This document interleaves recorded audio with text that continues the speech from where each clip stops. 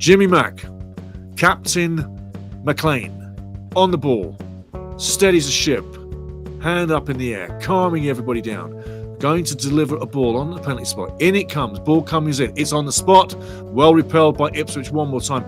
The one thing that Ipswich have done all game long, as the referee blows the whistle, we've got a point at Portman Road. We're in the post-game show. Tell you what, guys, what a great game.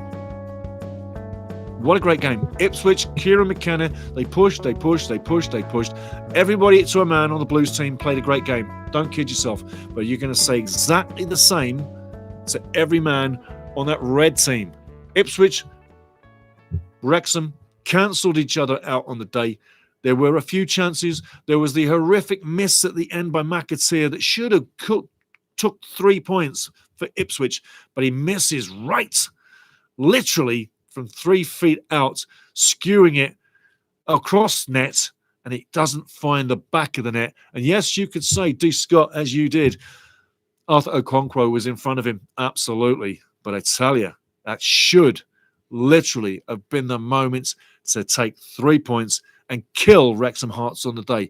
At the end of the day, though, fantastic match. 0-0 on the day. We're going to give you some other scores too. We're going to get into the stats and tell you the stats too. But Wrexham fans applauding the Red Dragons, the team over in front of the travelling fans down there at Portman Road. Fantastic turnout by the fans, I tell you. Masses of Red Dragon fans out there tonight in the piddling down rain. And the fans applauding the Reds. Fantastic scenes. Ipswich fans doing the same for their team as well. It was a great game. It was a really great game. Sometimes you can have a 0-0 and you're in there, you're being entertained. And we were entertained today. But I've got to say, I've got to herald the fanatical Red Dragons fans for their magical support. I have to say it. I really do. It's fantastic. Back into the game. You have to say, 0-0, fair result. We're going to get into the stats, the scores, everything else as well. Kieran McKenna's out there giving his fans a big hand of applause. I'm going to give you all the scores right now so that you get them from top to bottom, including yesterday's and also the 2-1 by Preston against Blackburn. Blackburn winning 2-1 at Preston. But looking at the scenes right now, it's winding down. Stadium's emptying. Most of the Blues fans, the Tractor Boy fans, are going home. They got a point. Kieran McKenna probably would have rather had a win. No doubt about it. Being the home team, they may have felt that 2 points have gone away from them where they were looking for 3. Wrexham certainly going into this one, not expected to win it, but literally leaving Portman Road, heads held high with a point and not 0. Possession, 63% possession for Ipswich, 37% for Wrexham. Total shots, 19-2 in favour of Ipswich. 5 tackles to 11 in favour of Wrexham, 13 interceptions apiece. This match was a match where interceptions were big as teams were moving forward. Possession, 85% possession for Ipswich, 71% possession for Wrexham. But the interceptions and the blocks were massive. 17 fouls on Wrexham, 9 fouls for Ipswich. Today, we were in the Dirty Bastards Club, but not too many yellow cards. 3 for Wrexham on the day, especially when we were thinking about George Thomason's first one in the first half and how he had to ride his luck and not pick up the dreaded red. He did well. He did well. A great game defensively for Wrexham. A tough game for Ipswich going forward. The quality wasn't there. And even so, McAteer right at the death, that big miss. And I tell you, man of the match for me. Who could be your man of the match? I want to know now your man of the match from this game. Wrexham fans and Yo-Yo in Germany. Who's your man of the match for Ipswich? I got a feeling I know who I think those players are. But I'd really like you guys to tell me who you think your man of the match is. Di Humphries, happy with that point. Free Pug Show, I'm going back to bed. Keep warm, snuggle up, and we got a point. That's all good. Steve says, good battling performance. Arthur, man of the match. Hey, you know, I think you got something there. Great performance on the road by every man to a man, both teams, absolutely. Everybody gave everything, yeah. Nobody had a nightmare, apart from McAteer at the end. Got to really highlight that. That should have been 3 points. But I have to say, I think that you're on the right track there, Steve, with Arthur Okonkwo on this one. Definitely not George Dobson today. But Arthur Okonkwo looking like he's got a good chance.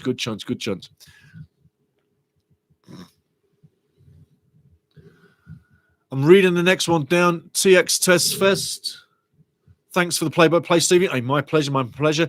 Let me know who your man of the match is before you go, fella. But again, if you're watching the highlights, Arthur Okonkwo came up with some massive big saves, especially the one where he faked out to the left and then he had to recover and get back and makes that shot with his feet. Watch that, I tell you. Watch that. Oh, I tell you.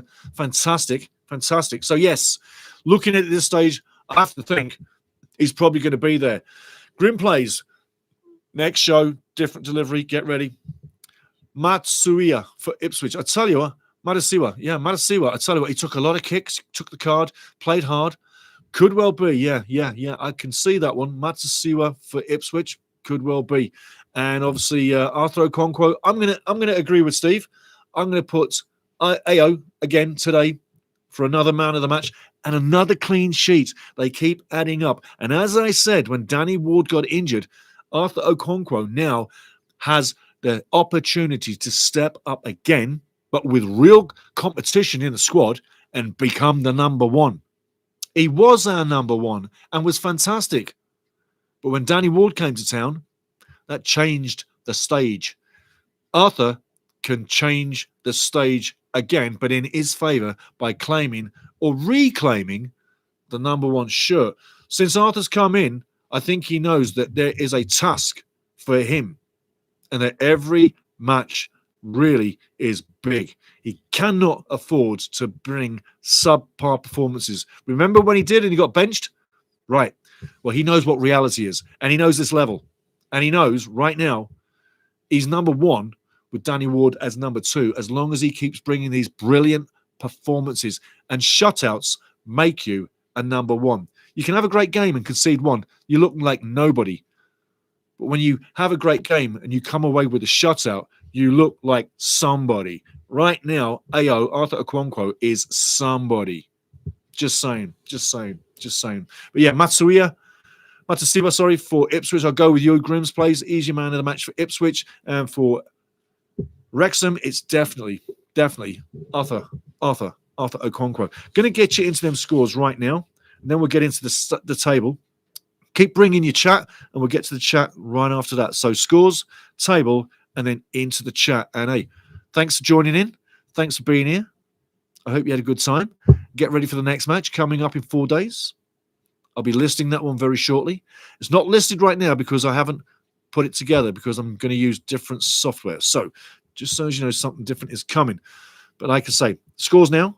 We'll look at the table, and then we'll get into the chat. So keep it here, and thank you so much for being here. Remember, like, subscribe, join the family. Scores on the doors for this weekend, and it's round 16 of 46. Preston 1, Blackburn 2. That was yesterday. Other scores coming in. Bristol 3-0 earlier, taking out Swansea City. Charlton 1, Southampton 5. Who saw that coming? Coventry win a tight one, winning 3-2 against West Brom, but they're running away with the league. I can see Coventry City having a 20-point plus, maybe close to 30-point lead at the end of the season when they win the league. And if you're a Blues fans, that probably makes you really happy. Portsmouth 3-1 over Millwall. Millwall get nothing on the day. QPR 3-2 over Hull City. Hull City should have got something, but QPR getting it done. Derby County getting it done. Oops. Derby 2, Watford 3. Watford getting the win from the comeback. I tell you, fantastic win by Watford. Oxford taking Middlesbrough all the way today. A 1-1 draw. And finally, Leicester City do the numbers over Stoke City. Stoke City in such great form recently. 2-0 down, coming back to 2-1, and it finishes 2-1 Leicester City on the day. Sheffield United tomorrow. Get ready for that one. That'll be a big game. Sheffield United tomorrow will be a big game. Going to the table as she is right now. Top 6. And remember, in the chat to say goodbye, and I'll say goodbye to you guys too. Coventry City on top of the table, 37 points. 7 points clear now after 16. Just close to a third of the season gone. Just over a third of the season gone. So they're 7 points clear now. Do the maths times 3. That's 21 points roughly right now if they keep current form by the end of the season. I think once Coventry hit a vein it's going to be some formidable form that they continue with. So Coventry running away with it. Frank Lampard doing a great job. Middlesbrough, 30 points in second. Stoke City in third, 27. They're still hanging around despite the loss today. Bristol City back into fourth. Out of the top six for a little while. Back in there now, doing what they should be doing. Bristol in fourth. Preston losing on the weekend, but staying in fifth. Hull City still doing well despite the loss, staying in sixth. And Millwall, despite the loss, moving into seventh. Ipswich with the draw, dropping from seventh down to eighth. And the number that you're looking for, Wrexham with the draw, dropping from 13 down to 14. So, as I said in the pregame, we are in the 13 to 18 club. Let's see how long we bob between 13 and 18 for the next few games. Right now, we are not in the 19 to 24 club. We're a cut above that, and we're doing bloody good. So, like I say, 16 matches in. Our record so far sitting in 14th, 5 wins, 7 draws, 4 losses, 20 scored, 19 against, +1 on the goal average, 22 points. And if you're looking at the bottom 3, we're 12 points clear of the relegation zone. That's big for me. That's big for me. 12 points clear of the relegation zone, or 4 wins if you want it the other way. And can you see the other guys in the bottom 3 winning 4 wins back-to-back to catch us in 4 matches? No, you can't. Hence, we're in a great position, a really great position. Bottom 3 right now, Sheffield Wednesday on the bottom, Norwich City in 23rd, and Sheffield Wednesday in 22nd. Tomorrow, Sheffield Wednesday taking on Sheffield United at Sheffield Wednesday. Should Sheffield Wednesday win, it won't move them at all. Remember, Sheffield Wednesday still on -4 points.